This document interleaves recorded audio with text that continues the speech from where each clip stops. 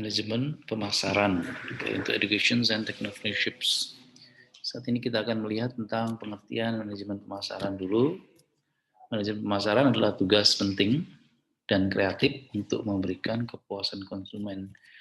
Dengan demikian menghasilkan laba melalui permintaan konsumen. Jadi kita mempunyai barang, tugasnya adalah bagaimana kreativitas kita membuat barang itu laku.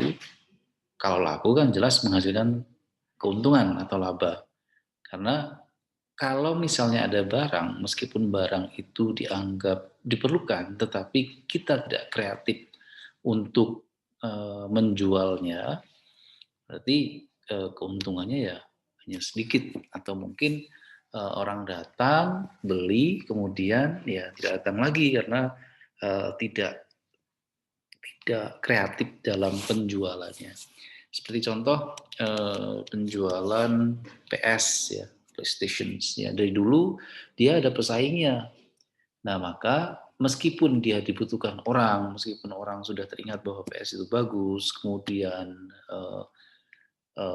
mereknya juga mengena di hati masyarakat luas dunia, tapi kan dia tetap bagaimana penjualannya agar semakin meningkat dan meninggalkan lawannya seperti Xbox ya, yang paling dekat, Xbox dari Windows dan seterusnya.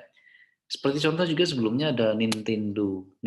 Game Nintendo itu kan dulu sangat laku karena dia kebetulan dia itu sebagai pionir game modern lah, bisa dikatakan seperti itu. Saingannya Sega dan seterusnya. Nah, kemudian orang mulai meninggalkan ketika ada PlayStation karena tidak kreatif dalam penjualan meskipun teknologinya juga tinggi. Ya. Nah, tujuan manajemen pemasarannya adalah untuk menciptakan permintaan. Jadi bagaimana agar yang membeli tidak hanya membeli pada saat itu saja. Dia bisa menyebarkan ke orang lain agar beli ke tempat kita. Nah, jadi menciptakan suatu permintaan. Itu berdasarkan apa? Kepuasan pelanggan, ya kan? Pangsa pasar, kita lihat juga bagaimana pasarnya di luar, kemudian peningkatan keuntungan, pencitraan produk yang baik di mata publik, kemudian menciptakan pelanggan baru dan memuaskan pelanggan lagi. Jadi semua itu merupakan tujuan manajemen pemasaran. Secara umum, secara logika memang begitu. Jadi kalau kita punya barang yang beli cuma satu orang itu hanya puas untuk diri sendiri, saya kira kita tidak akan untung banyak, bahkan mungkin langsung rugi tutup besoknya. Tapi kita mengharapkan dia pamer ke lainnya, pamer di sini maksudnya menceritakan apa yang dia alami terhadap produk yang dibeli dari kita, kemudian setelah itu baru kita bisa membuat barang kita lebih untung daripada yang lain. Karakteristik manajemen pemasaran, keberorientasi pada pelanggan jelas, karena kita lihat apa yang dia butuhkan. Riset pasar, ya riset pasar ini maksudnya adalah kira-kira pasar itu butuh apa yang paling banyak, kemudian apanya itu karakteristiknya yang lebih spesifik itu bagaimana. Nah, baru kita membuat rencana pemasaran, kemudian pemasaran yang sistematis, dan tentunya berakhir pada kepuasan pelanggan.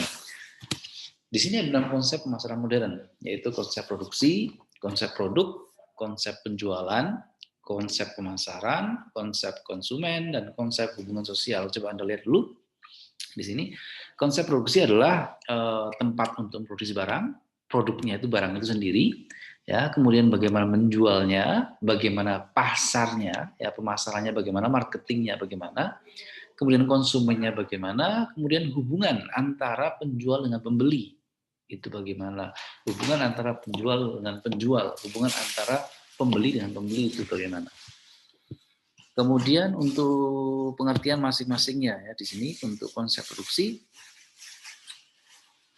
Konsep produksi adalah bisnis yang menggunakan konsep produksi umumnya terlalu sempit dan fokus pada kegiatan produksi mereka sendiri.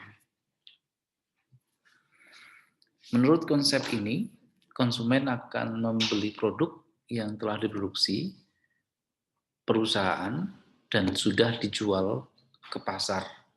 Ya, bisnis yang menggunakan konsep ini terlalu sempit pada fokus kegiatan produksi mereka sendiri. Jadi ini hanya terpaku pada konsumen yang telah membeli produk yang sudah diproduksi oleh suatu perusahaan dan dijual ke pasar, itu konsep produksi. Kalau konsep produk bagaimana? Sesuai dengan konsep ini, perusahaan akan memberikan arti penting pada fitur. Perusahaan memikirkan pengembangan bisnis jangka panjang dengan membuat produk yang cocok dengan standar kualitas terbaik yang diberikan kepada konsumen. Jadi hanya pada saat tertentu saja atau limited edition ya. Jadi barang itu diberikan khusus pada saat tertentu sesuai dengan zamannya, kemudian besok berubah lagi sesuai dengan kebutuhannya. Itu konsep produk. Kalau konsep penjualan tidak cukup bagi perusahaan untuk membuat barang dan menunggu pelanggan untuk membeli produknya ya. Jadi harus ada kreativitas ya. Konsumen harus tahu untuk barang yang dipasarkan dengan cara promosi. Promosi kan macam-macam, iklan dan seterusnya. Itu konsep penjualan. Kalau konsep pemasaran, kita harus tahu bahwa kalau kita memproduksi barang, kita punya produk, kalau nggak ada yang beli, ya nggak ada gunanya. Berarti kita harus tetap berkonsep pada pembeli adalah raja. Jadi sangat penting bagi perusahaan untuk menghasilkan produk yang diinginkan konsumen. Karena kalau tidak sesuai dengan keinginan konsumen, mereka pasti akan cari cara untuk membuat sendiri atau mencari tempat lain yang lebih bagus. Dengan melakukan pemasaran seluruhnya akan memberikan visibilitas produk yang lebih dikenal oleh konsumen. Konsep konsumen, ya, konsumen ini adalah memberikan perhatian kepada konsumen secara individu. Contohnya seperti memberikan pelayanan terbaik. Jadi ya persis seperti yang sebelumnya, konsumen adalah raja, pembeli adalah raja. Dengan begini tentunya membuat pelanggan merasa dihargai karena dia akan puas. Kemudian konsep hubungan sosial. Perusahaan tidak hanya bekerja untuk konsumen, tetapi juga untuk masyarakat. Jadi menyeimbangkan keuntungan perusahaan, keinginan konsumen, dan kesejahteraan masyarakat. Ya, seperti CSR ya. Jadi kesimpulannya yang bisa diambil di sini adalah manajemen pemasaran adalah perencanaan kegiatan pemasaran produk dan juga menjamin bagaimana tanggapan konsumen terhadap produk yang dijual. Ya, jadi ini plan, seperti rencana juga, gitu ya. Manajemen pemasaran harus mengerti tentang kebiasaan dan motif kenapa konsumen membeli barang-barang tertentu tersebut. Tujuan utama dari manajemen pemasaran adalah untuk mengetahui konsumen dengan sangat baik sehingga perusahaan dapat menawarkan produk dan layanan yang kepadanya konsumen tetap loyal dan konsumen baru terus meningkat.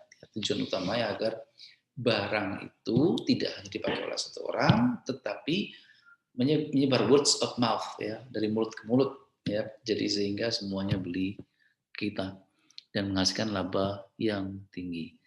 Terima kasih untuk saat ini. Kalau ada bertanya silahkan bertanya.